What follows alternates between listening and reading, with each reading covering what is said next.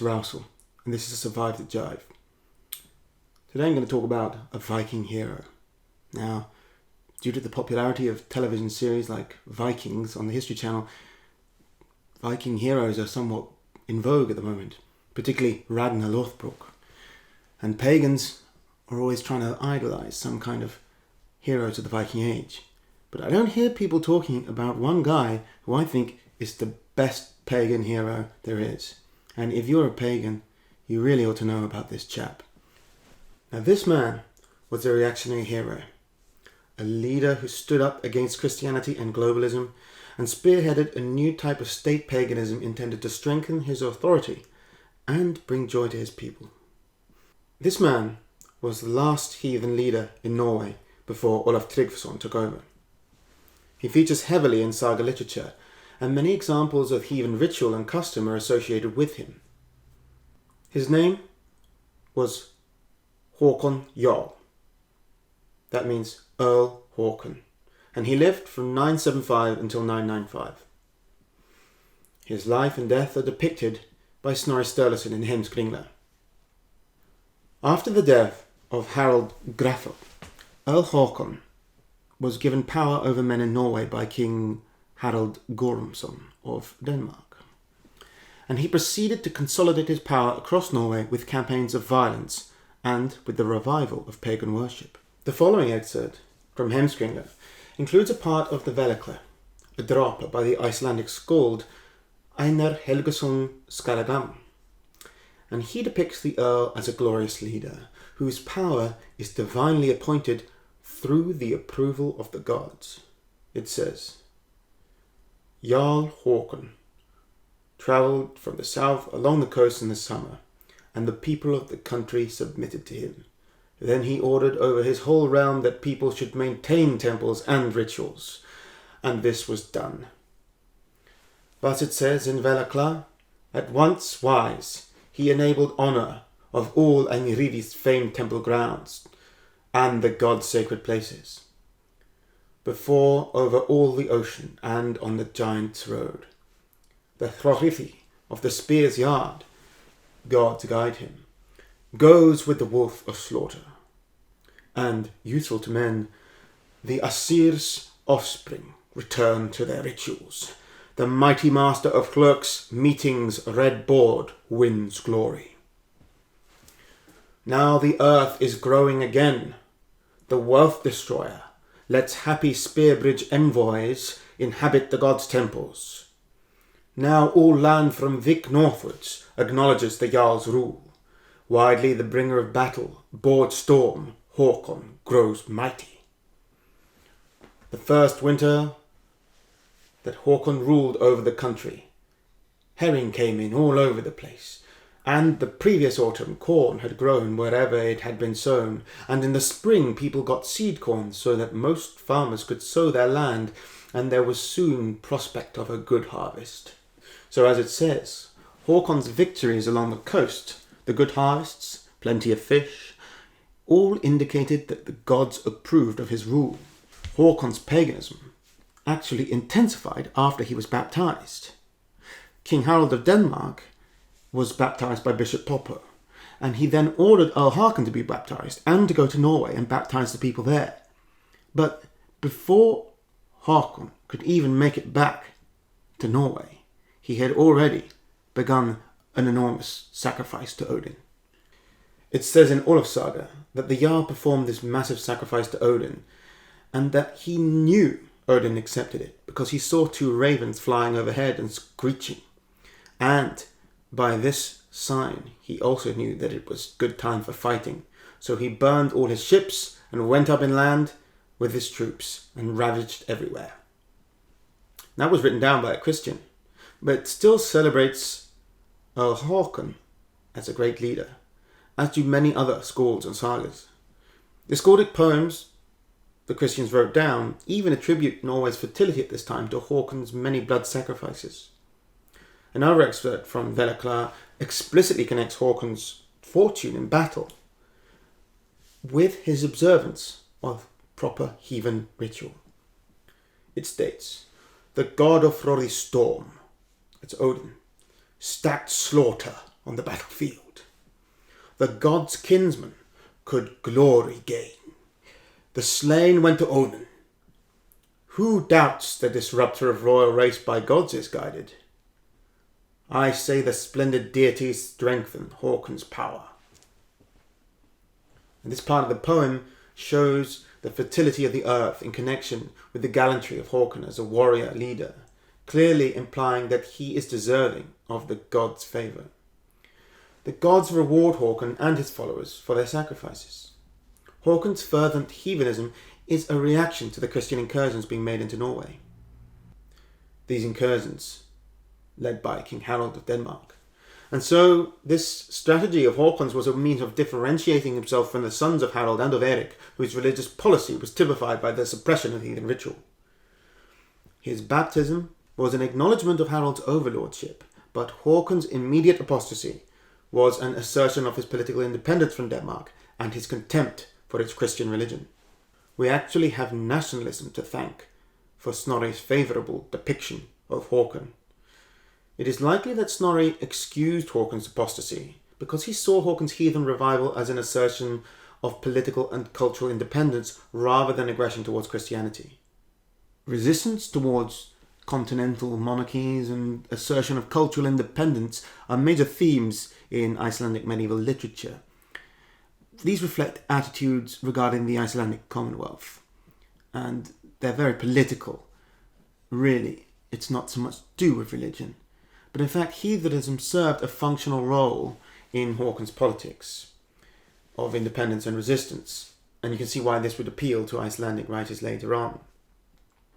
But Hákon's revival of temples and sacrifices was also a religious statement against rule from the south, Christian rule.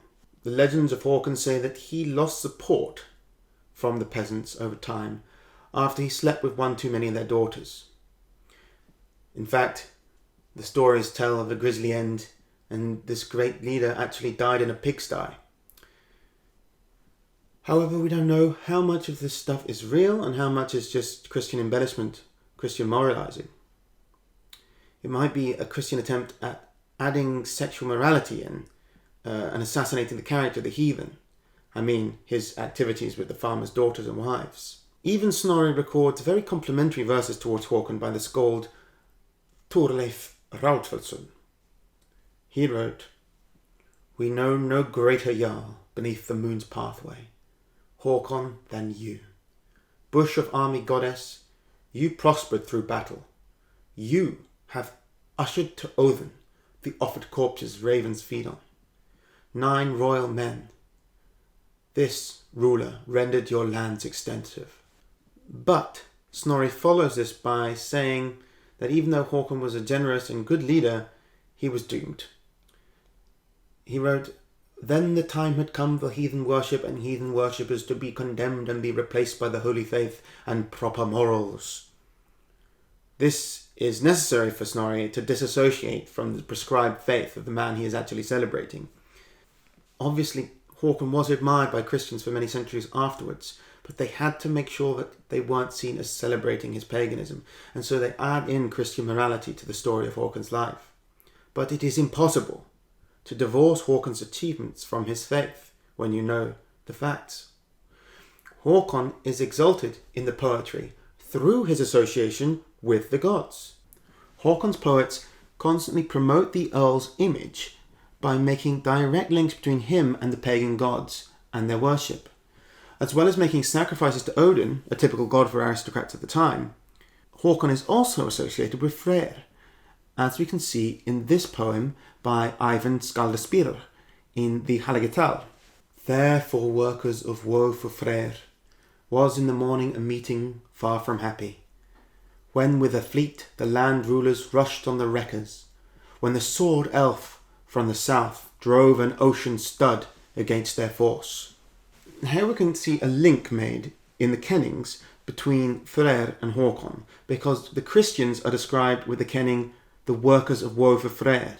Therefore, they're fighting against Hákon, and that is woe for Freyr because they're fighting against pagans. So the well-being of the god Freyr is tied up explicitly to Hákon. In stanza 7 of Halagital, It refers to Hákon's ancestor, a different Hákon, Hákon Grjótgarðsson, as Freyr's heir. So that's another strong family connection between Hákon and Freyr. And further connections between Freyr and Hákon can be drawn by parallels between Hákon's lusting after the farmers' daughters and wives, because that's a bit like the story in Skírismál of Freyr lusting after the giantess Gerðr.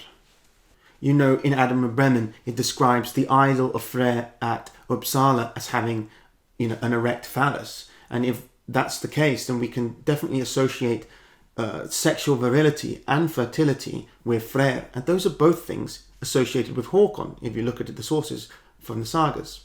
These connections between Hákon and Freyr have to be read through the subtext, but there are less explicit associations the poets draw between Hákon and other gods. The ever-increasing political power of Christianity in southern Scandinavia may have been the catalyst which triggered a new type of creativity among Hákon's poets, one that led them to use traditional myths as a means to support their patron's authority and his relationship with the gods. An example of such poetic ingenuity can be found in Haliatal, where Eyvindr shows Hákon to be the product of the sexual union between Odin and the giantess Skadi. The descendant of the Asir, that means Odin, shield worshipped, begat the Earl with the denizen of iron wood, Skadi. Hákon's divine associations are deepened by his symbolic marriage to the mythical personification of Earth itself, the giantess Jörð, as depicted in Hákonardropa in Skálaglamm. Now this union is depicted in metaphorical terms of land and ruler. And from an esoteric perspective, you should understand that land is always female, and the ruler is the male that controls it. So, from an esoteric perspective, when we're looking at this legend of the ruler and the land becoming one through sexual union, we can see that this is a metaphor for a good government, of a rightful ruler who is justified by divine forces. Now, Hákon's mischief with the farmers' daughters may be a mere extension of this symbolic sexual union with the earth. It is also a way for Christian writers to portray the virile power of Freyr as problematic and sinful. And that's probably what it's really all about. But there does seem to be this pagan element to Hákon's sexuality too. So it may be that the original myth of Hákon and his sexuality has been since moralized and put into a format where his sexuality leads to his demise. His virility is what causes his people to rise against him. Now, that wouldn't sound like a very pagan myth to me. But Snorri makes it clear in Heimskringla his belief that the Earl's declining popularity was a result of his sexual activity. He wrote, "The Jarl was popular with farmers for the greater part of his life, but as time went on, it increasingly came about that he was unprincipled in his relations with women. This got so bad that the Jarl had rich men's daughters taken and brought back to him, and he lay with them for 1 or 2 weeks afterwards, sending them home, and as a result he became very disliked by the women's kinfolks, and the farmers began to complain bitterly, as the Thrandheimer are accustomed to do, about everything that displeases them." Then again, it might just be the case that this is true. Hákon really was a bit of a Chad, or perhaps just a cad, depending on your perspective. But the Christian tendency to insert sexual morality everywhere seems to me the most likely explanation for this. Anyway, back to Hákon's paganism. He wasn't just sacrificing for Odin, who was the god of the aristocracy at that time. No, he also appeased the peasants by restoring temples to Thor. This looks like a kind of medieval populism that Hákon employed to rally support for his rule. All Hákon's campaigns against the Danes and Jomsvikings have been compared to the battles of Thor against the giants in the Prose Edda. This concern with the religion of the peasant farmers, and the focus on that cult in order to strengthen his rule, reveals Hákon to be a shrewd ruler, promoting a new dynamic form of paganism. I suspect that the fictional character of Jarl Ulfric from the video game Skyrim was actually based on Jarl Hákon, because in the game Ulfric uses the cult of Talos to strengthen his rebellion against the Imperials, which is a lot like how Hákon uses the cult of Thor to strengthen his rebellion against the Danes in the south. In Forra Inga saga, that's the saga of the Faroese, the hero, Sigmundur Brettisson, though first on good terms with Earl Hákon, falls out with him when he starts trying to bring Christianity to the Faroese on behalf of Olaf Tryggvason. In one part of the saga, it describes Hákon having entered a pagan temple with Sigmundur, prostrating himself on the temple before the statue of the goddess Thorleif, and he offers her a piece of silver, not a blood sacrifice.